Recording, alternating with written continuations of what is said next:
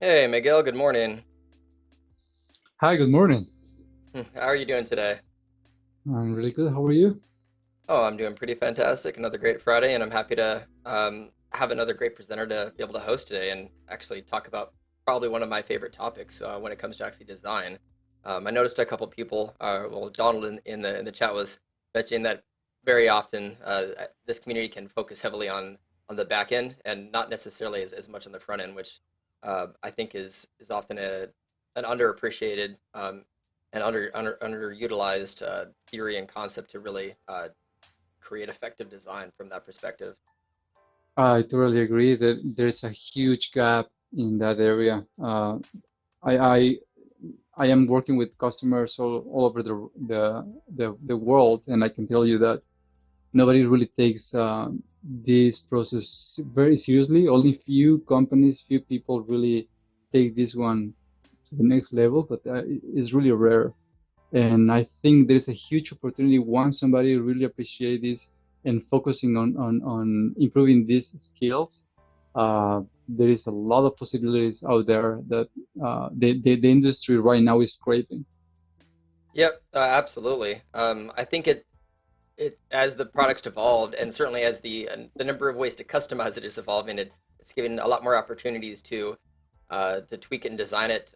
One to create like a much more like web-like experience, creating something akin to like a website or a web page, and two, allowing a closer alignment with whatever design practices or aesthetic philosophies the company might have, or like marketing restrictions for certain colors, looks, etc., and all those feels.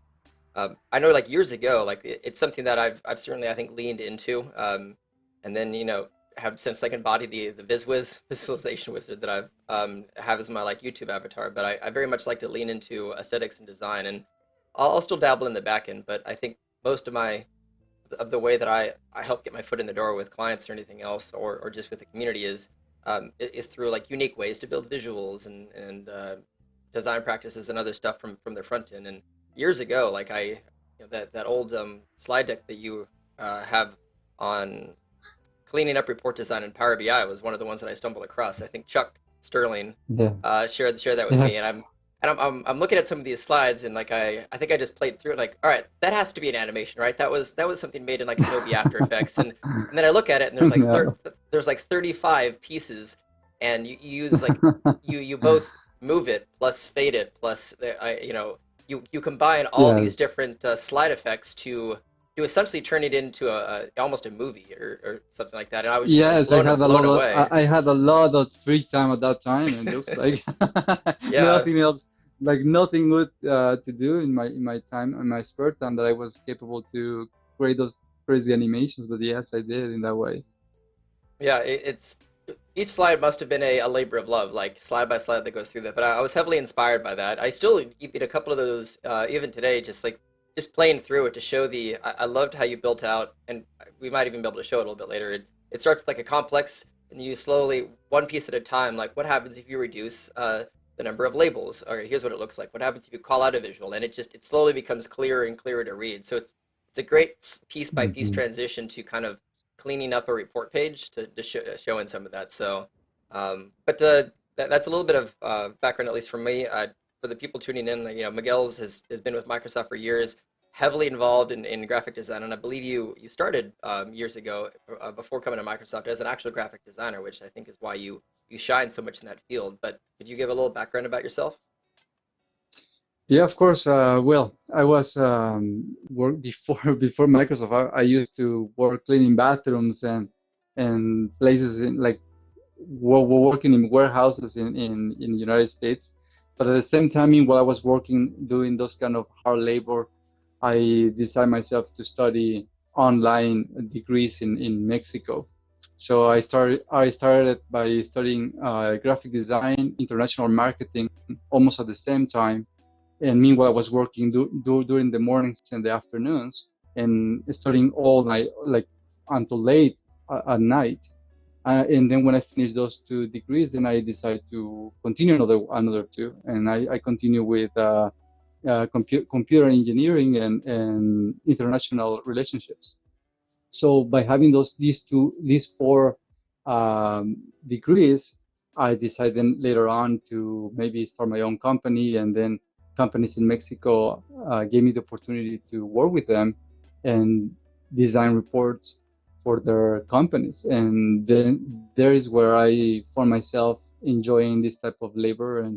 And later on, Microsoft launched this kind of uh, it was like a contest, who can design, like who is the people that can design the best report around the world. And I participated, and then I didn't even was part of the top 10 people in Madison, that we were part of this group in Madison. They were really like shocked. They couldn't believe. And I believe the owner of, or the organizer of that group reached out to the community manager in Power BI, and then show her. And she was really like upset, and she apologized. And then she told me, you know what, I'm gonna do something for you. I'm gonna pay you the whole trip to go to the first conference in Power BI, so then you can meet Mark Reguera, who is my manager right now, and we can like open up that door for you, and see what we can do. And I never knew that maybe I didn't win that contest, but later on I was hired by Microsoft. So that's exactly how everything started until now. That's awesome. I love stories where because of a circumstance of meeting and you catching the attention of a person, it leads to an opportunity, which leads to another opportunity, and eventually get landing the job at Microsoft. So that's really cool.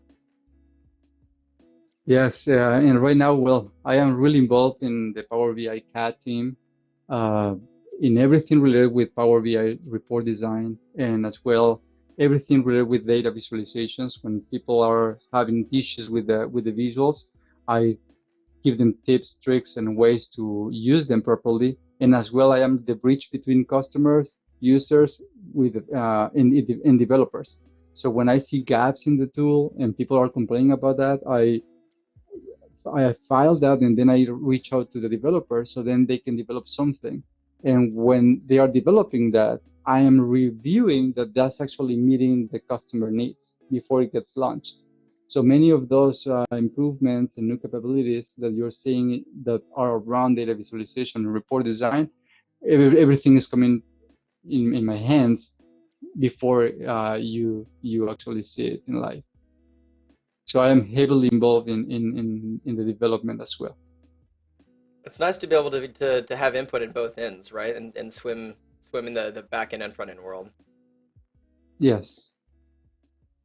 That's really cool. I know a lot of people are also, I think, just mirroring some of our sentiments, and just the fact that their report design is an art. I definitely agree that, like, for the most part, it's pretty much, hard facts and science when it comes to like best practices for modeling. There's some gray areas, but it's a lot more concrete. But when it comes to the front end and the layout, the colors, and all of that, it's very subjective. So like there really is Hmm. a kind of a nice mix of the two of them. There are some like observable best practices, the direction that the data should be laid out, the direction that we read, like things that actually our brains do and don't do well. Like there are observable things that we can measure and determine. Visual A is easier to read than visual B, but a lot of the stuff in between really does come down to subjectivity, which is also why we have so many creative report canvases. Even one of my That's correct.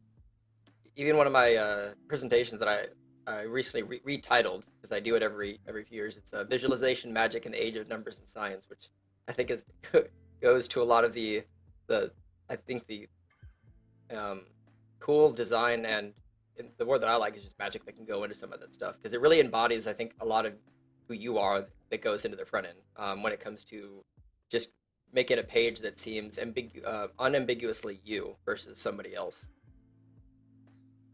Yeah, well, designing is more than just applying colors and Of course. beautiful shapes and shadows and all these visualizations, crazy visuals that sometimes I don't even understand.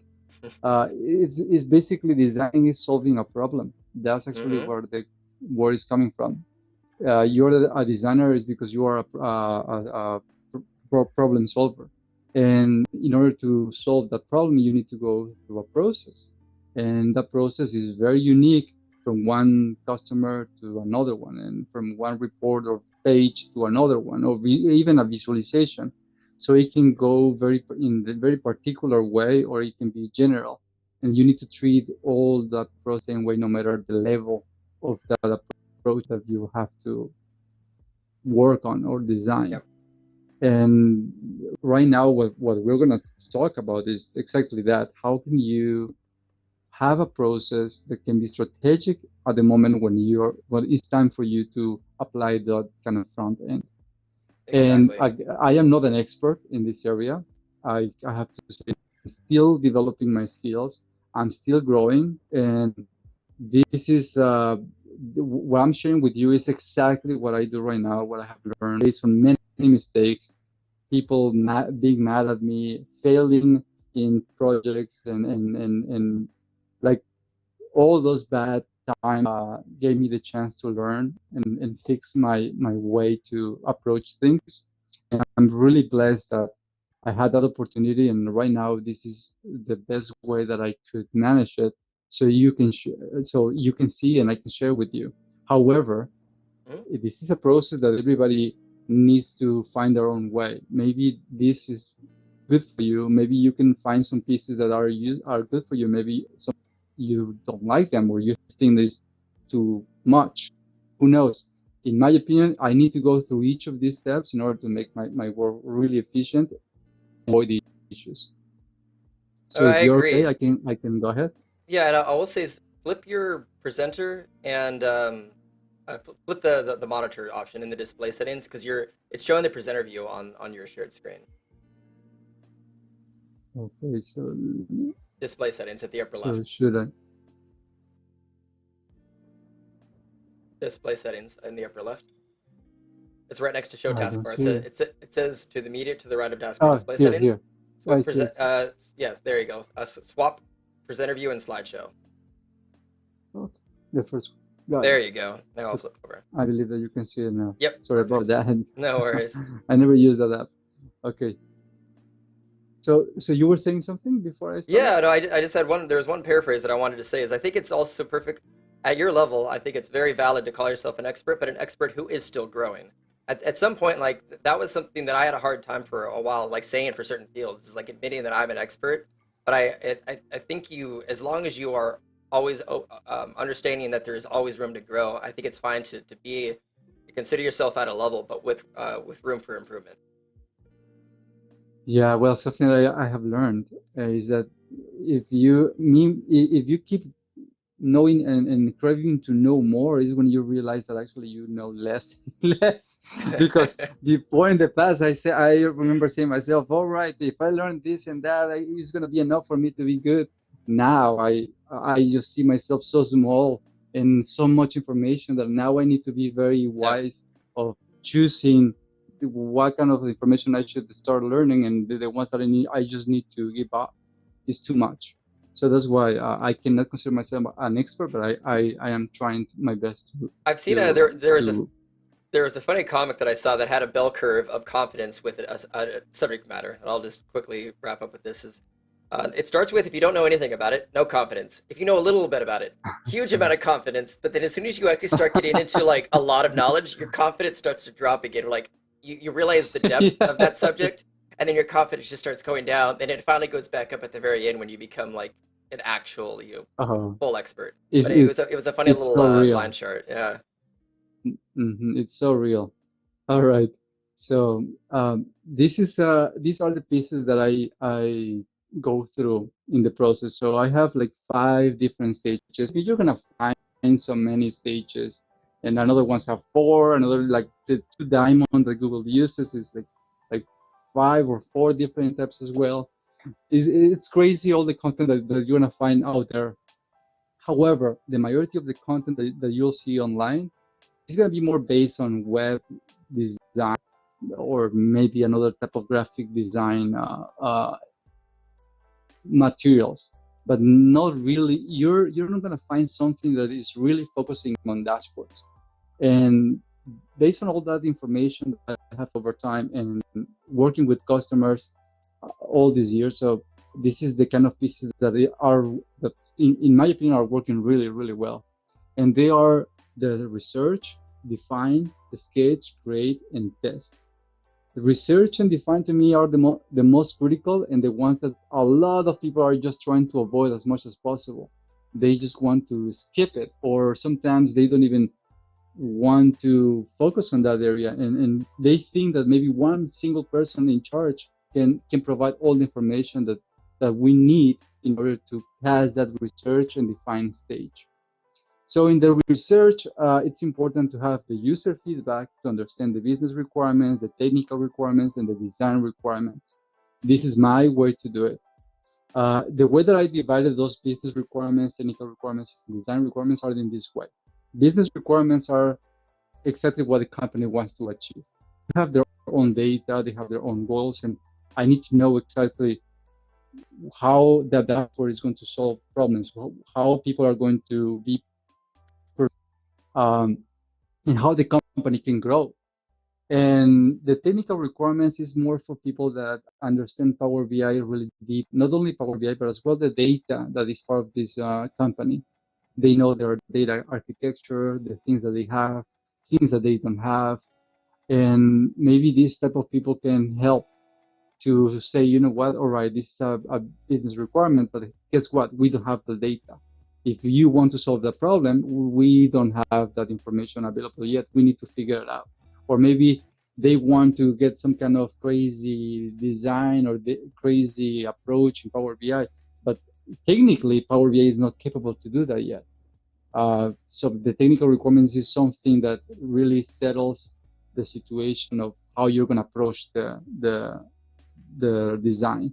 And the design requirements are really things like, all right, do you want me to apply your branding? Do you want me to so what is the color treatment that you want me to use? I remember a company that told me, I want to use red thing, and I want you to avoid using something negative and associate that negative that negative approach with the color Hmm. red. So that was very particular, and I didn't know that because at that time I didn't ask about requirements. I designed the entire solution, and when I delivered, they said no, this is against our branding, and it's sending the wrong message to our employees. So start all over again, and it was really hard to because I didn't ask about those design requirements. Yep. So that's how they work in the research side. There's actually just thinking of that just reminds me of like one, at least Power BI specific, like a great practice is if there's ever like company specific colors that are getting used somewhere, I've found that, as you already mentioned, it usually ends up getting changed or revised at some point. And if you manually applied that design to like any number of visuals across pages, you have to go back one at a time and update them.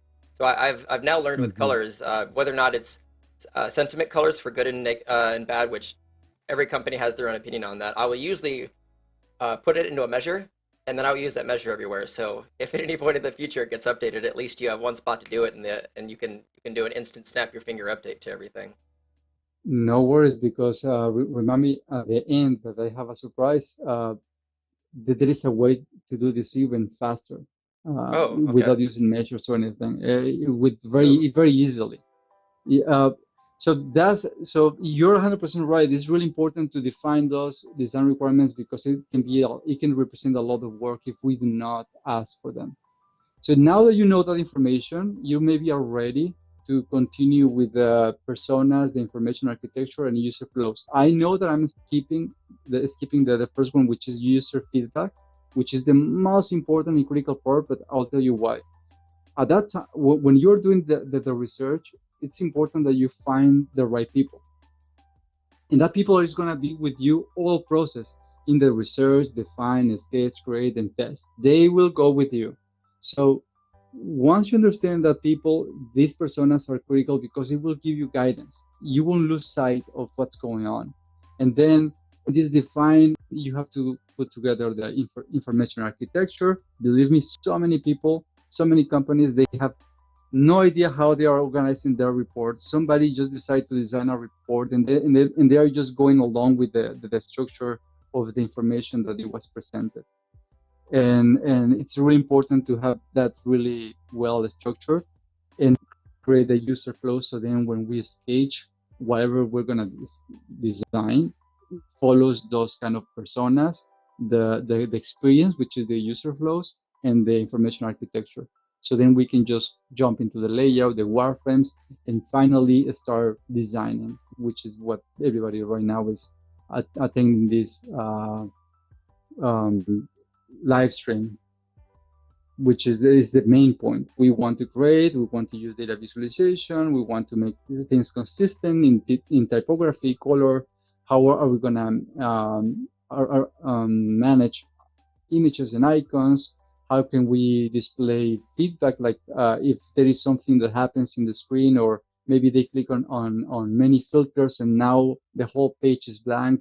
Are you going to let them know that they need to clear the slicers?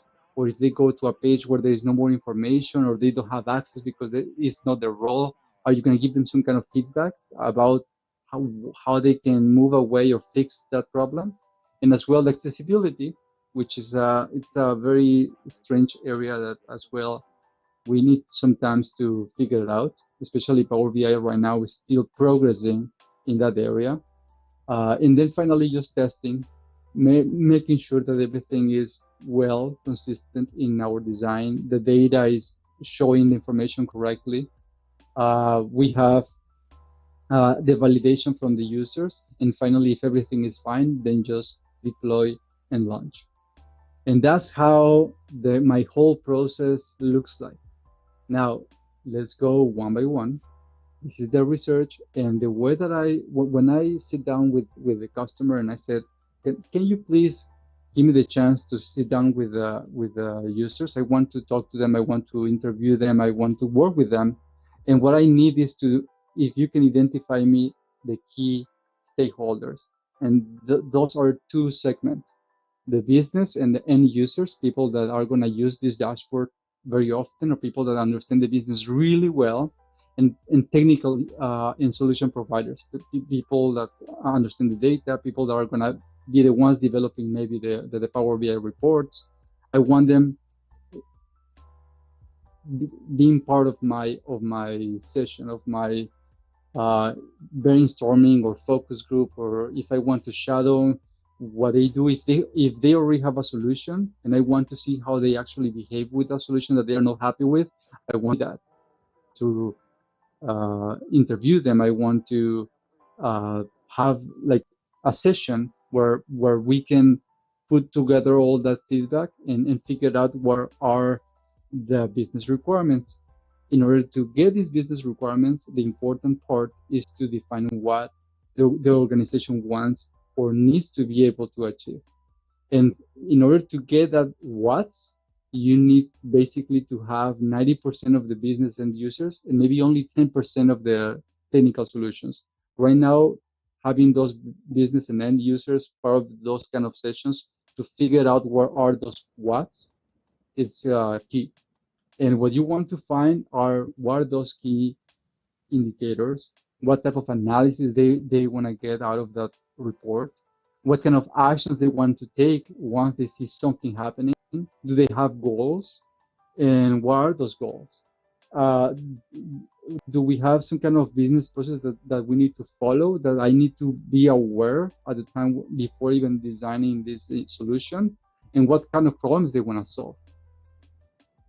I don't know if I'm like going too fast, but please. No, you're going fine. I did just have one question while you're asking the question is Anthony just wanted to know if any of these slides will be available afterwards. He's loving just the design and the aesthetics, and I think you know, while I imagine maybe the slides might not be, I do know there's going to be something that's going to have this information that you'll be presenting later. But I'll let you comment on that.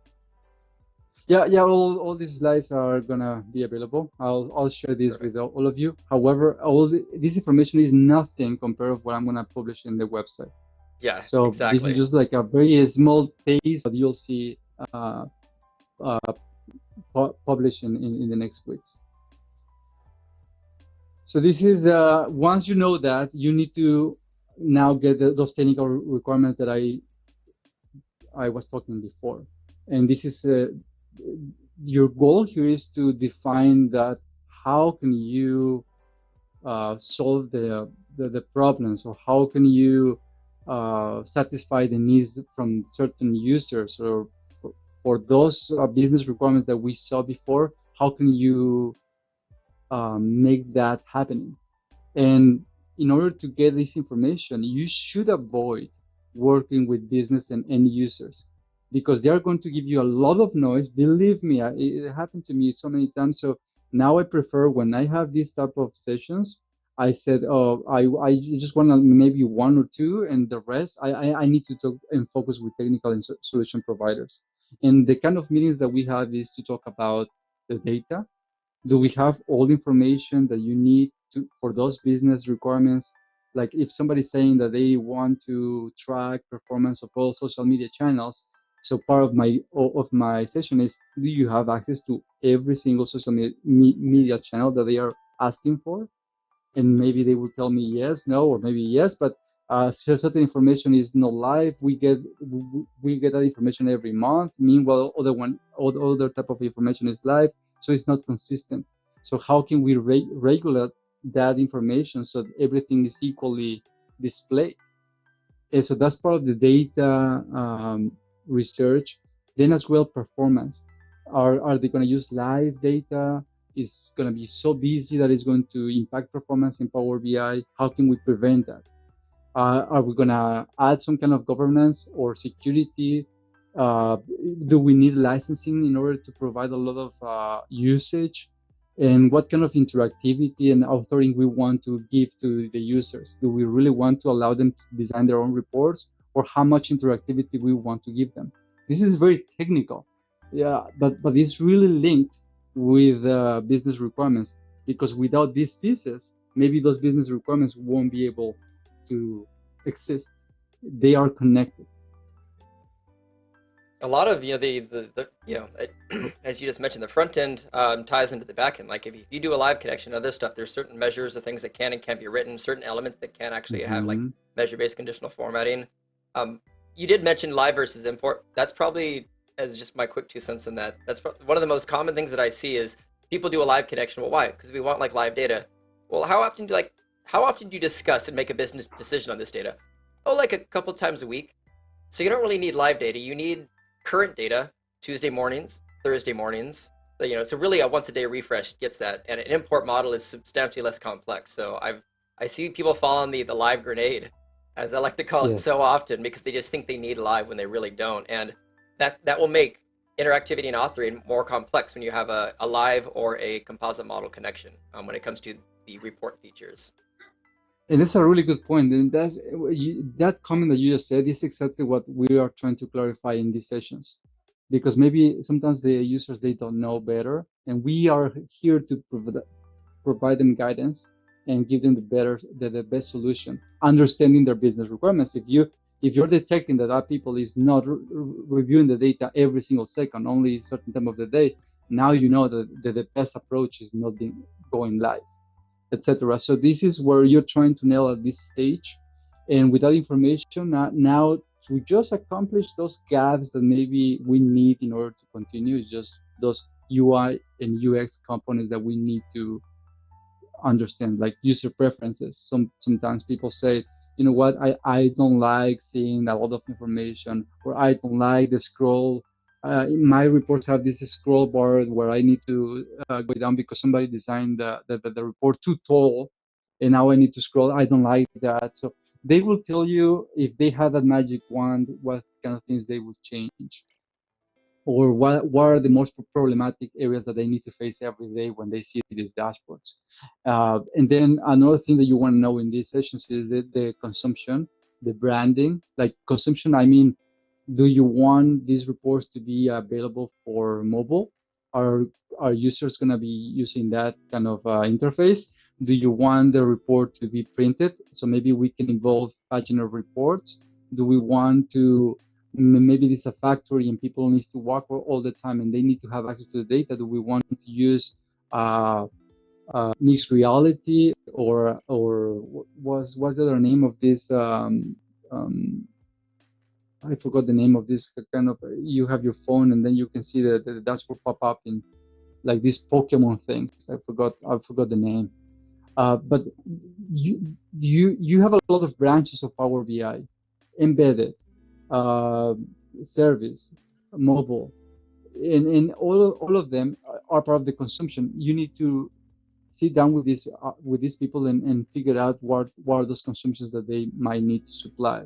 And then the branding, like I said before, do we need to follow guidelines? What are those guidelines? Do we have a color strict palette that we need to follow, or are we capable to be a little bit more flexible and use the branding lightly, but have more freedom to use the right colors and tones for the visualizations? Like how flexible we are in that area. And accessibility, is the company need to have the report be accessible? At what cost? And in order to get this information, you need 50 and 50%. So you need them all in this session.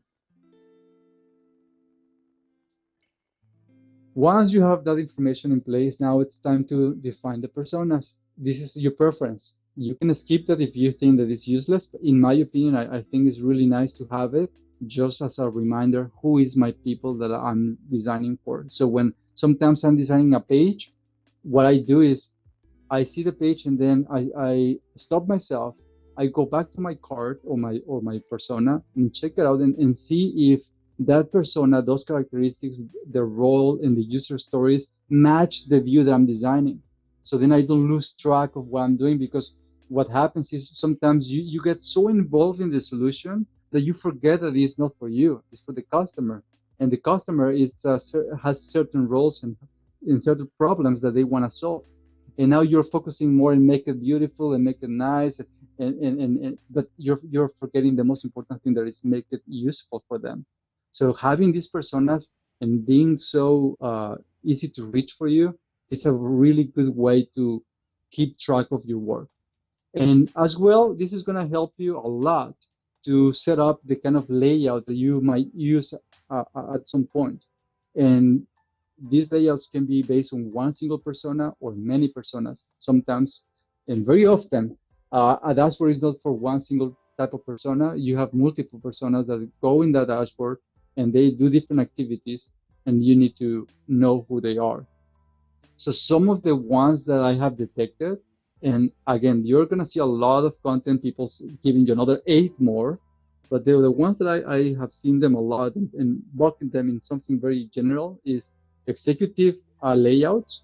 People that they just want to see like scorecards or KPI cards. They just want to go right into the point, see how the business are going, maybe see some trends, and then if something is happening, have an access to maybe see into a really fast detail, or maybe take actions and involve somebody that is responsible. That's the kind of layout that people are in that level of executive. Monitoring or operational is like people that basically they are seeing that report all the time. They have screens, sometimes even large screens are in front of them, and they need to track over time information. And that's another type of dashboards. It's sometimes when you design uh, reports for this type of people, very bright and very busy, they are not productive. You need to design them so then for their eyes is not too heavy. Analytical Exactly. people are more craving for ways to navigate to the data, to navigate to deep in. They like using tooltips, drill downs, drill throughs, bookmarks. They love that. They more options that you give them to explore the data, the better. But they want it in a way that is organized, that it makes sense for them to find what they need. It cannot be just throwing up the information. It needs to be presented in a way, in a very hierarchical way, that they can navigate easily.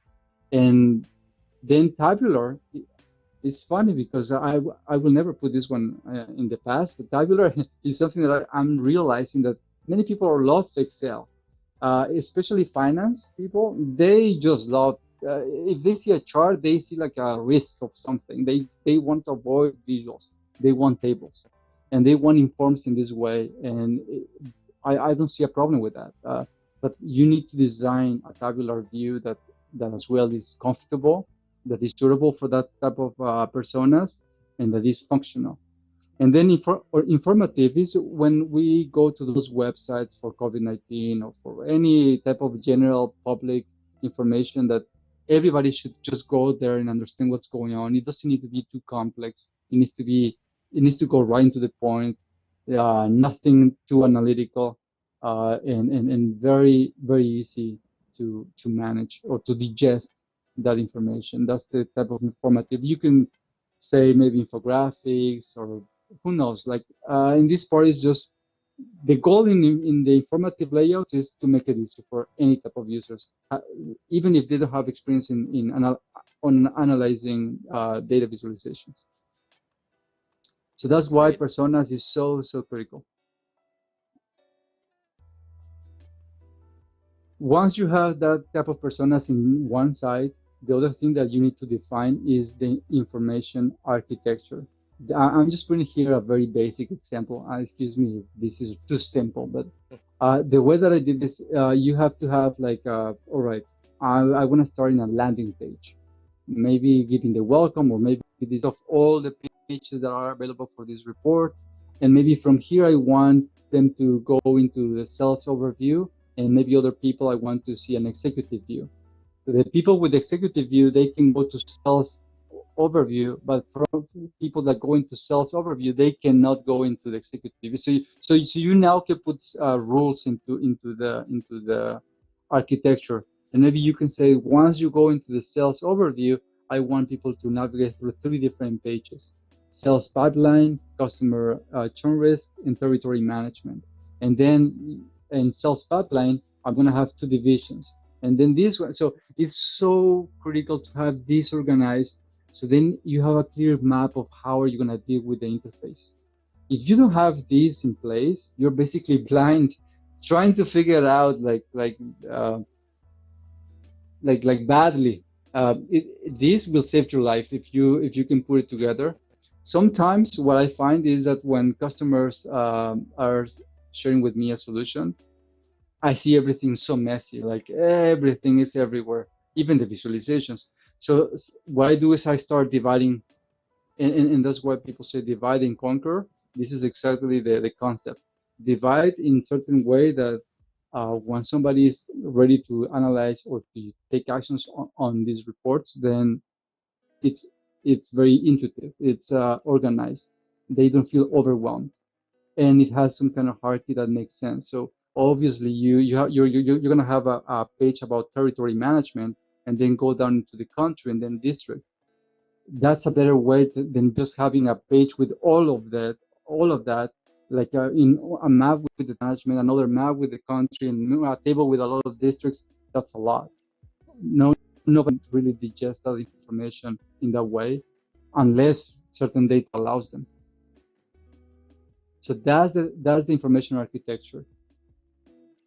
Once you have your persona and the information architecture, that will allow you to then define the user flow, because the user flow needs those 2 in order to design the experience. Basically, that's exactly what we are doing. We are designing the view and experiences that the user will go through. And this one will tell us a lot of good aspects. So one thing that you need to know is you need to have a like a flow, like a statement. In this case, Monica's has to do something in this dashboard, and if she finds a problem, she needs to react. And then we start here, and then how do we start? Well, she opens that infrastructure status report, and this is going to be in Power BI service. And then how about if she finds modules or KPIs with a with a red status?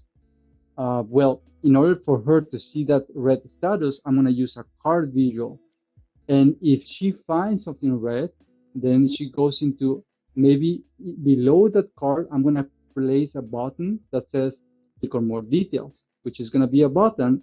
It's going to trigger a bookmark.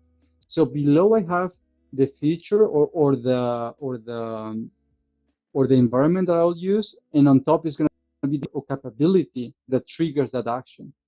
So I'm going to use a button, but the bookmark is going to be the capability that will trigger to the next page, which is going to, once she clicks in that more details, is going to send her to incident list, which is going to be a matrix.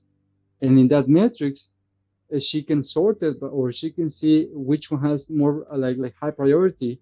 And if there is nothing that is high priority, then maybe that's where she can end that task. But if she finds something with high priority, then I'll use the drill through so that she can right click into that matrix. Maybe there is a row that is saying there's a big problem here. So she right click in that row, and then she will go into another page with more information about who owns that area. And then from there, maybe I can embed a Power App so she can send an email right away to that person and react easily when she sees the problem. So the whole flow finding a way for her to solve the problem, to be more productive, and it's telling me how I'm going to organize page by page and visual by visual, capability by capability, based on a specific persona. Who, in this case, this persona, as I said, is like a monitoring. She's monitoring information, so the layout needs to be suitable for her. I have a quick And question, just on that, like that actually is brought up, and it's something that as part of like the layout and and the shape, even of the canvas. So I'm going to pop this onto the screen. There we go. Okay. Do you ever take into account, the canvas size when designing? I'll just say like it brought up a memory of like way back in the day, there used to be not really a resolution. It was just like the canvas size was called 16 by 9. It was essentially it was referred to more about the actual aspect ratio rather than the resolution. But I personally try to avoid upping the resolution. I know some people do that to create like a scrollable report page and some other stuff, which sometimes works in areas, but I also try to avoid scroll bars. But it is something to consider is what device is this consumed on, what resolution. But what are some of your thoughts on this like canvas size and the screens that these can get consumed on? yeah, that's part of the design requirements. You need to know that what are they will use, because based on that you will figure out if you're going to use uh, resolutions. In my opinion, Power BI is not good with resolutions. It's not responsive. It's more Yeah, about the size of the text that you'll use. That's how I interpret that. Until Power BI is more flexible and more dynamic with that kind of responsiveness, then we can talk about resolution. But right now, it's more about if they're going to use it. Uh, this happened to me. It was 2.5 years ago. I went to Boston, and I went to visit this customer for investment, and I spent 2 days with them designing this report, and then they weren't happy because the users didn't like it. And I asked, why is that? And this because they cannot see the text, they cannot see anything. The people hmm are working like they are using tablets, and the majority of our users are elders, like 55, 60, yeah, 65, and they don't see anything that you're putting there. So I didn't know that they were using tablets, and I didn't know my demographic. Otherwise, I would use like bigger or larger text. yep. And that's the kind of advice that I would say. Resolution doesn't work for Power BI. It doesn't matter how many pixels wide, how many pixels tall. At the at the at the end, that thing is going to be stuck in whatever device you see. Agreed. And I think it all even ties back into like user flow.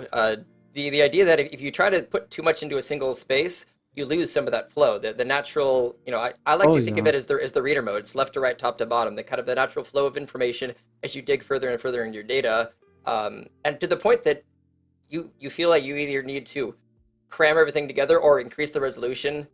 That's a good time to pause and like, wait, what's organized here? Are there groupings? Is there an opportunity to maybe split this into a summary and a detail page rather than putting it all in one? I would rather err on Mhm.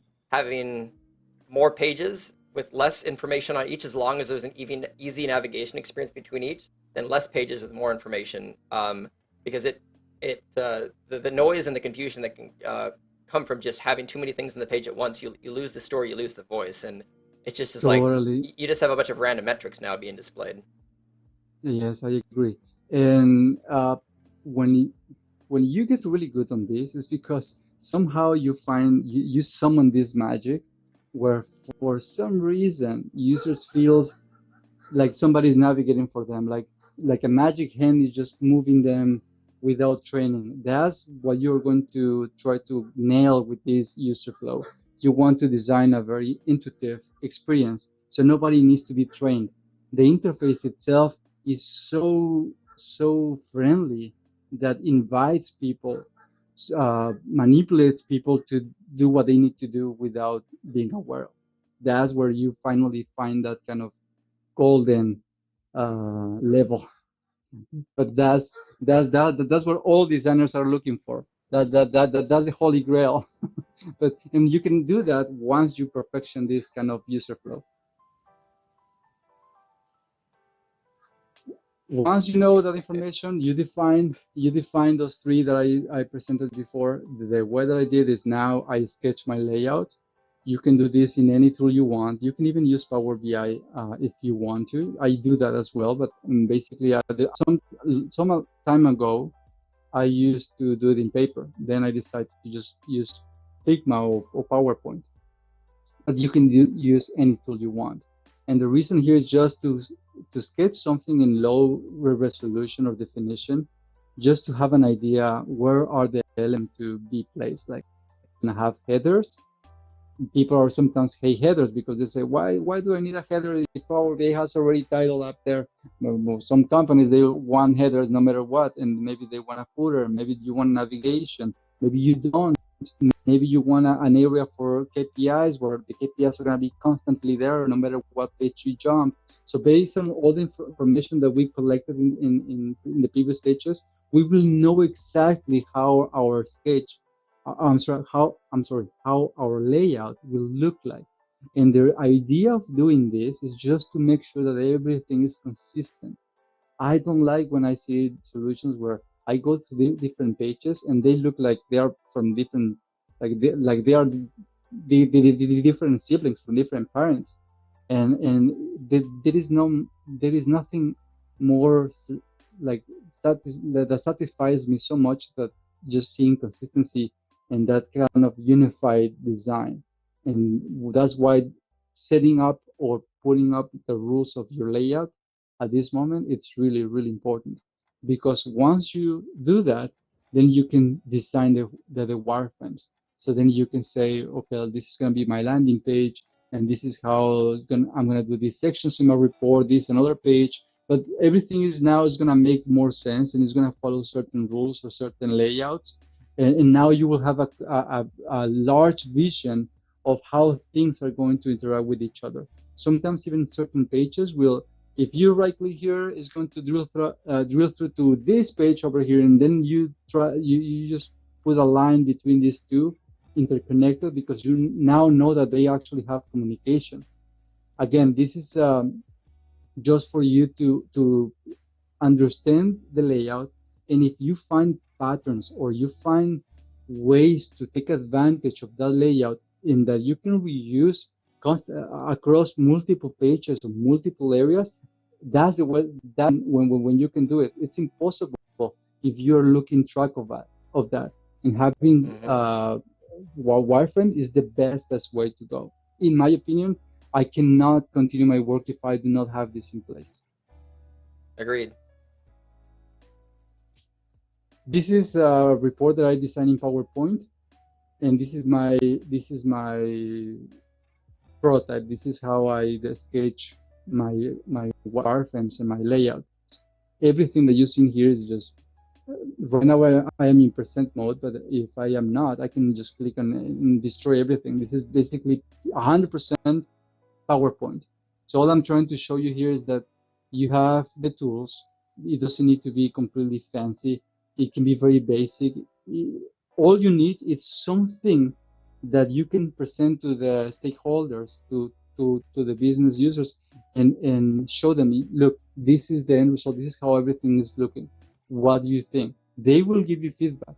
They will tell you if you're losing track or not. And then you can go back to your personas, you can go back to your business requirements, you can see what kind of information you're missing. This is the time. This is exactly the time. This time is the good time for you to take some steps back and re-strategy your strategy if you're maybe did something wrong in the previous steps before you actually spend time implementing this in Power BI. But this is the kind of guidance that automatic at the very end will give you the green light to continue to the next stage. So this is what we are looking for, this type of work. And I'm going to try to be really quick here. We only have 10 minutes, but now we have to, once everything is approved, now it's time for us to work in Power BI and design our reports. Obviously, the first step is to put all those visualizations. If they already have a solution with visualizations in place, we need to do the same steps. Like number one, that visualization, what is the type of dimensions that that visualization is using a text, number, or date. And then how is that behaving? Like, is that text nominal, is ordinal, or is that number interval, ratio? So you need to understand what is the behavior, because that will give you guidance of which type of analysis you need to use. And the analysis will tell you the best visual that it's used to represent that data. And in order to do that, you need to understand again who is your audience. You're not going to come up with this fancy chart that nobody will understand, especially that type of audience that maybe are not really well understanding certain visuals. So you want to keep them low profile or maybe easier for them, and then understand what exactly they need to do so that visual is more suitable, and see if that visual actually is answering the question that they want to uh, ask, and how quickly they can do that. Because what I see is that sometimes you can find visuals that can answer the question that is exactly what the audience needs and what they are looking for.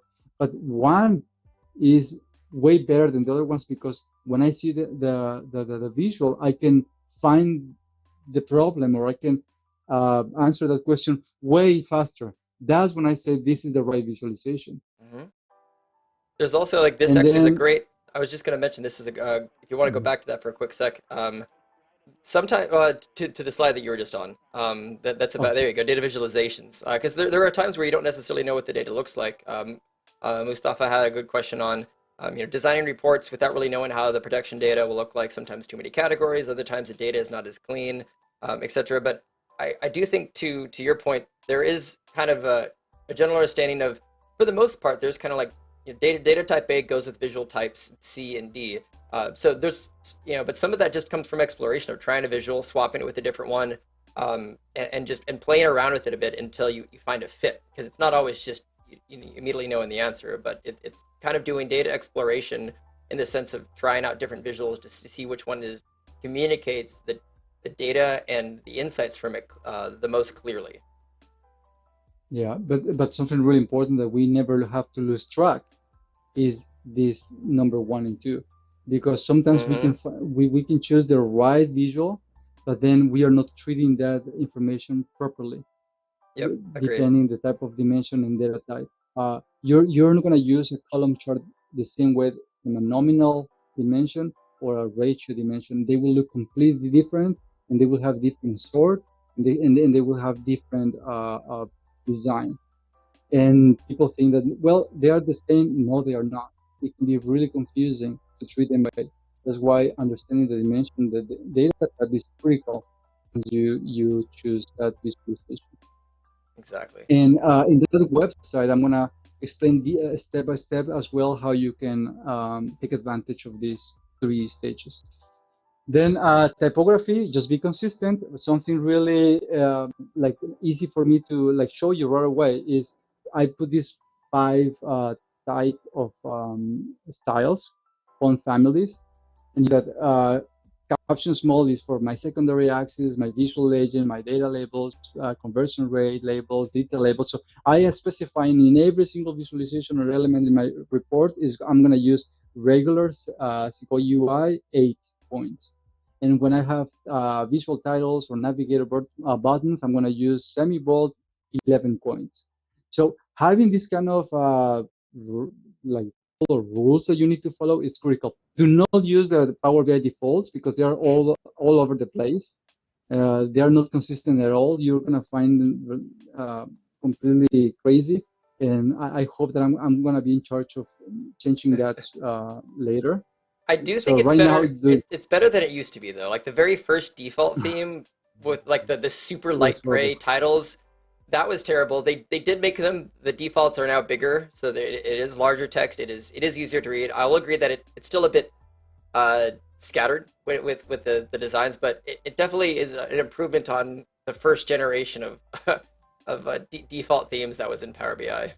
Totally. Well, there is a progress, but I'm still not happy. Like when you bring a card, the card looks like completely out of place. It's so big, everything is so big, and Yeah, the the value value, the is color, everything. exactly. It's Yeah. massive. I don't think I've ever had a card where I've kept the default size because like it's big enough that it almost seems like you only are going to have like two cards and two charts on the page. Like Yes. you normally need Yeah. that a lot more small and compact in the corners. So it's crazy that it's like a size 45 or something like that for font size. That's true.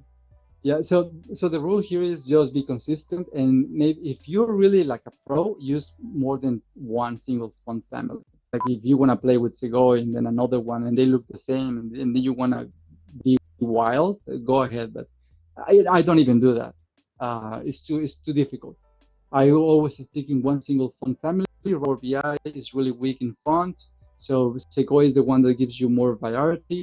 Uh, I would assume we will change that, but you have a lot of uh, like fonts there that you can play with. Just keep it simple. The colors, my suggestion is go to this website, colors.co, and Rulers. that's where I learned. That's where I learned how to manage color. Uh, I don't use it right now. I do my work a little bit more intuitive, but I didn't. I wasn't able to do that until I learned from this website. This website gave me all the tools that I needed to really understand color management, and it gave me a lot of palettes to start playing with, and that gave my brain a little bit more like some kind of connection about how to deal with colors and in which way.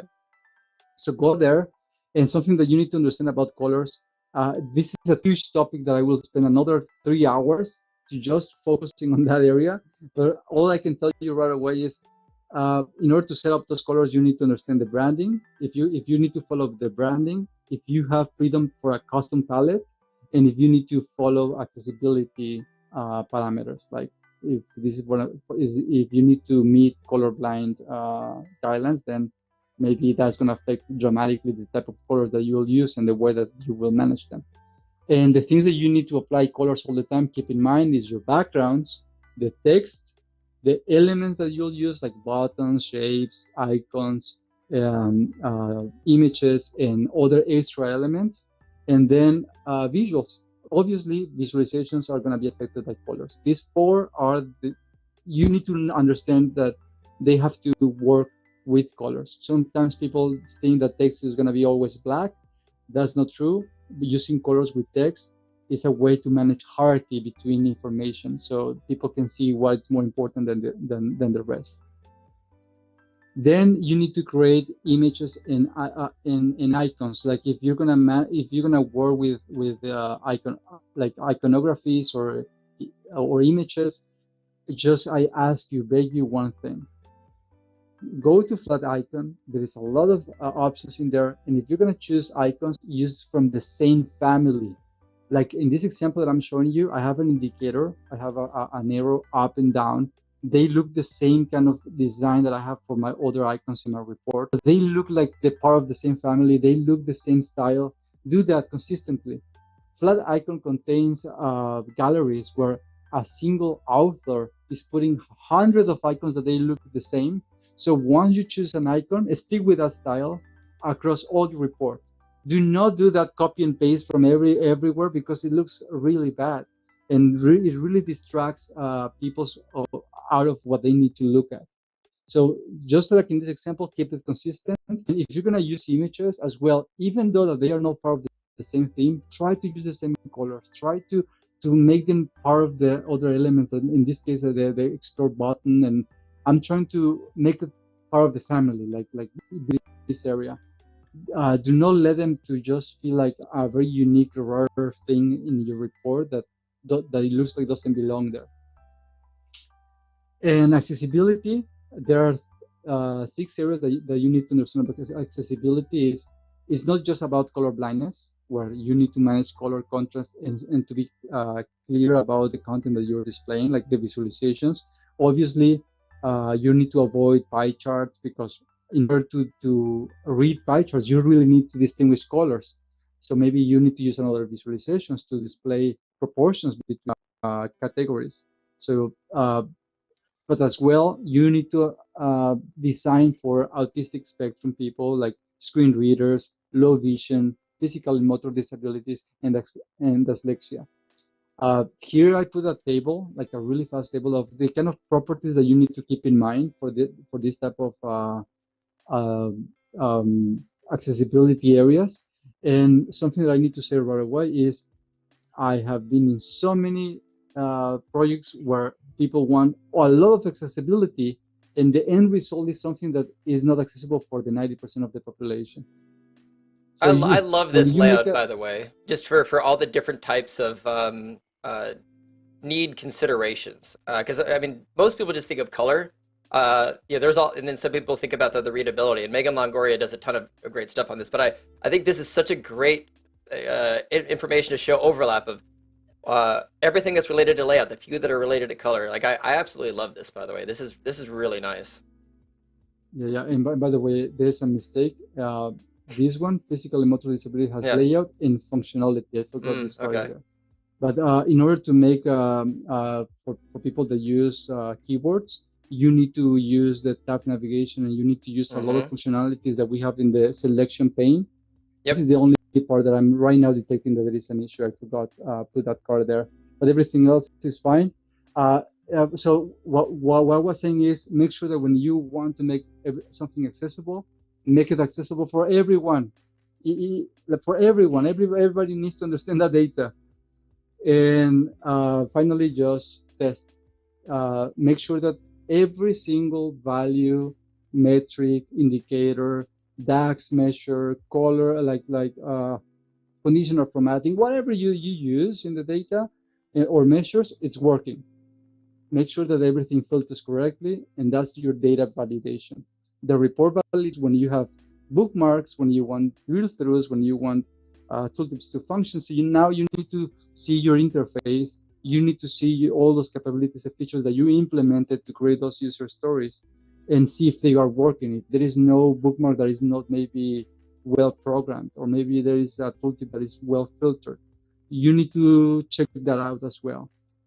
Once you pass those two, send it to the user. They can try it out for a couple days, a couple Mm-hmm. weeks sometimes, and they will come back with feedback, or maybe they will say, "This is amazing." Deploy it, wrap it up, and then launch it, and officially everybody will access to that. Uh, all this information and more, it's going to be in my website, bydesign.com. It's coming soon. In a few weeks, it's going to be there. I'm going to share all this information in greater detail.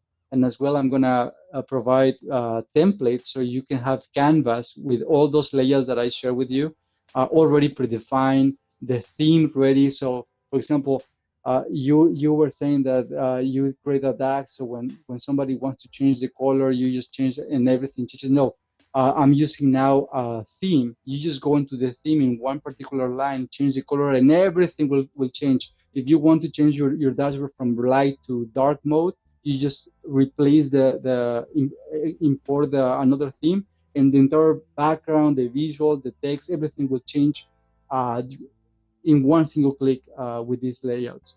So my idea is to give you this kind of tool for you to do not worry too much about the step of prototype and create, and just focus more in the first and in the first two, which is specify your requirements, define your strategy, and then make sure that your visualizations are correct.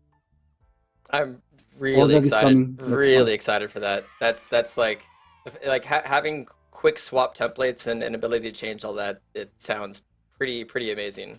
Is there any like sneak peek at all about it that you can give, or is it like still all like completely under development? No, no, right now it's completely done. But I would prefer just for everybody to wait, and it's gonna be there soon. It's gonna be there soon. Uh, Everything is already developed. that's totally fair. I was gonna say, do you have anything else? Otherwise, I can flip back to us talking because I do have a couple questions queued up that I can pass off to you No, as well. go ahead. Let's go with the comments. All right, let's do that. And then I got three questions queued up, and if I missed anybody, what I will also do is just feel free to drop those in again. But let me go through them right now. Answer that one, and um, that's more of a technical Power BI question. So it goes a bit into design. I'm not sure if you'll actually know the answer to this one or not, but somebody just Matthias wanted to know, like the generic report does not render. Do you have any ideas of like what can be causing that from the reporting perspective? That doesn't render where in service. Yeah, there's a generic. I've had it before. A generic message every once in a while where the page just doesn't load. And yeah, they essentially it just throws a message like that out there. Well, no, that I cannot answer that. It can be multiple issues, but Yeah. no, that's not my area. That's totally Sorry. fine. Yeah. Here's a good one though that I know you'll have the answer to. So, what tools do Mhm. you use for wireframing? I would figure is it Visio or do you use another one? I use Figma. Figma. See if I can drop a Mhm. link for that. Is it just Figma? Oh, here it is. The Figma collaborative, is, yeah, collaborative interface design tool, right? yes, Beautiful. I am that's dropping what a I link. use. That's what I use. But however, there are other specialized tools. What I like about Figma is that there are designers that develop already packages where you can just buy that kind of package very cheap, and then you have already all the tools that you need to start building wireframes quite easily. So I like that. I like that flexibility to save me time. And I do have a follow-up to that from Theo, so I'll quickly answer this. So Theo, wireframing is essentially when you create a mock-up of what the layout and the flow will be before you execute the report. So you create essentially not quite the yeah, I think template could be another good word for it, but it helps you scope out where the data should be placed, what the flow of information would be. Miguel, I'm sure you have a much more elegant way of phrasing it. Yeah, the wireframe is basically the you unifying the data architecture and the user flow and the layout that you already specified. This is the summary of these three in a very graphical way. Hmm. A couple of other good questions from Steve. Steve, I appreciate all of these. So, what are your thoughts, Miguel, on using Mhm. tools such as Triticulator or Deneb, which both have been demoed on my channel with Daniel Marsh Patrick, who's an amazing custom visual designer, versus like core Power BI visuals that don't allow the necessary customization to create good visuals.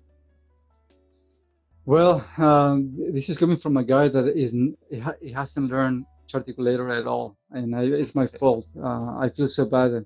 I had a meeting with the PM that owns Charticulator, and I was feeling really bad because we're supposed to have meetings about this technology, and I am completely useless because I don't know how to use it. However, for so many like years working on this type of field, I find the visuals that we have by default very useful. Really rarely I go to custom visuals, and not even once I had the really need to go into the articulator. However, I completely understand that for certain cases, it's important to use those Hmm. technologies to really come up with amazing visuals that in other way we cannot find.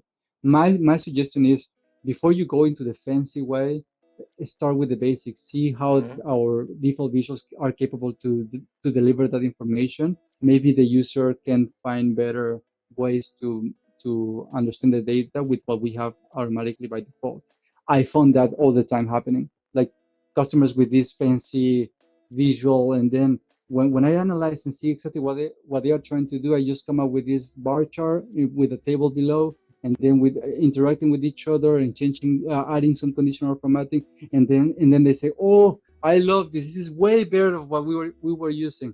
Maybe that's another way that you can look at and see alternatives that are coming cheaper from the visuals that we have. Absolutely, and I'll just paraphrase a couple things that you said. It's a practice that I do as well, where if I'm given a scenario to like to build something, custom or unique, or essentially a thing that I haven't done before in Power BI, which is still one of the reasons I'd like to develop, is a client will give me I've never had this scenario, wouldn't have thought of it, but now that you have a requirement for it, let me see if I can build it. I'll always attempt to do it with native visuals. I usually have a rule of thumb, like if Mhm. I can build this with two or less visuals, versus maybe having to go like the custom visual route with like Charticulator or something, I'll usually, group them and make the new visual through some method of Yeah. layering and combining with two or less is maybe three sometimes. But otherwise, then if you can't, like it's totally fine to go a custom visual route.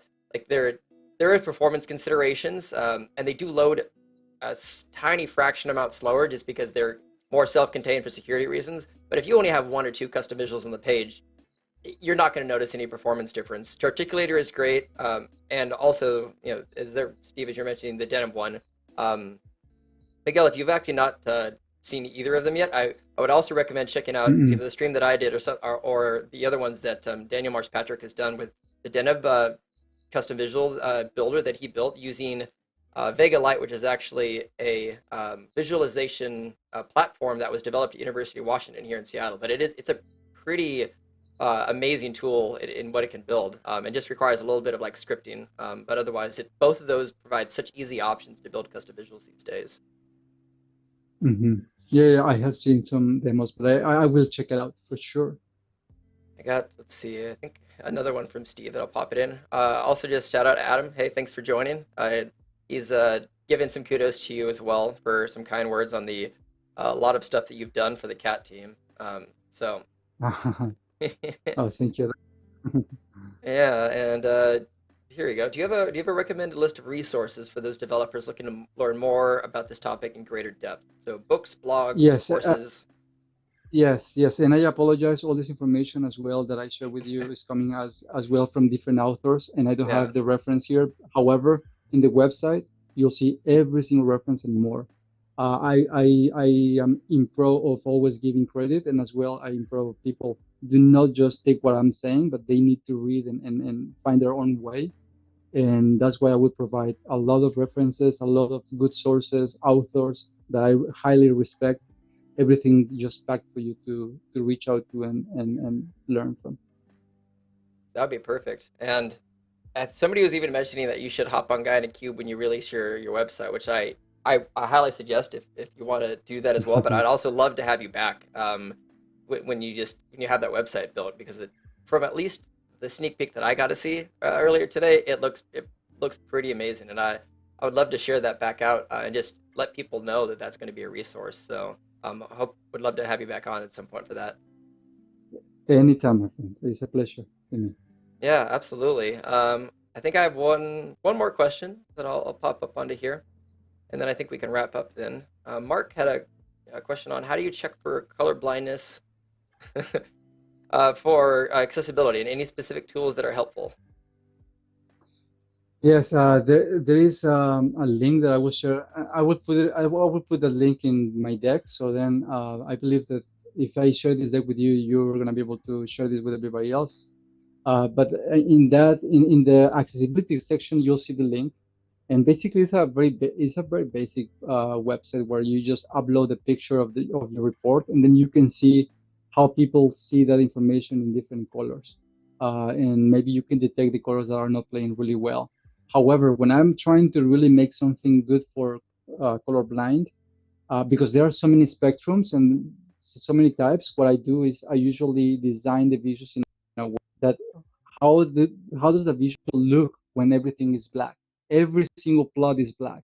So I in purpose make the everything black, and if I am able to read that, then it's good. If I am not able to read that, then I will change another visual that displays the same information, but in a way that I can read it.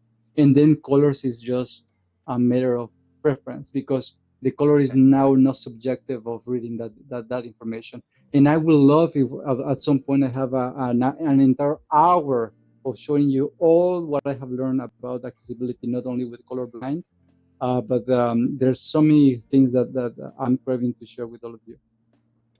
That would be awesome. Like the only people that I ever, I would say the one person that who stands out the most to me, when it comes to accessibility, and if I'm getting the name right, is Megan Longoria, who's done a lot on color and the the selection pane plus the tab pane and everything else that goes into consider people's needs, like from that little chart that you had, a breakdown of the types of considerations to have. But that's awesome that that's something that you've seems like spent a lot of time, and have a lot of good insights on as well. Yeah, I am passionate about accessibility. Yeah, it's something that's easily overlooked. It's like taking notes and documentation and all those little things that requires, it's the fine paintbrush, and it's the nuances that you have to account for in the report. And it's very easy to, when you're looking at it just from a top level and trying to get it out the door, to forget some of the smaller things that really can have a large impact on the users. Yes, yes, and I as well suggest you to follow Otto. He's part of our team as well, and he's the one that actually represents that area. And maybe in the next time when we present accessibility, I would love to invite him, and we can present together that type of topic. That'd be perfect. And I have the ability to do a dual stream. I had Adam and Patrick on, and then John and Jason from Bifocal. So at any point you want to do like a two for session, we could have three people on this. I can Oh, easily host that that. that that that that would be amazing. Yeah, I would love that. Yes. So next All right. time we will discuss about accessibility. All right, that's perfect. Then I'll take a note, and I'll follow up with you later this year on doing that. That'd be fun.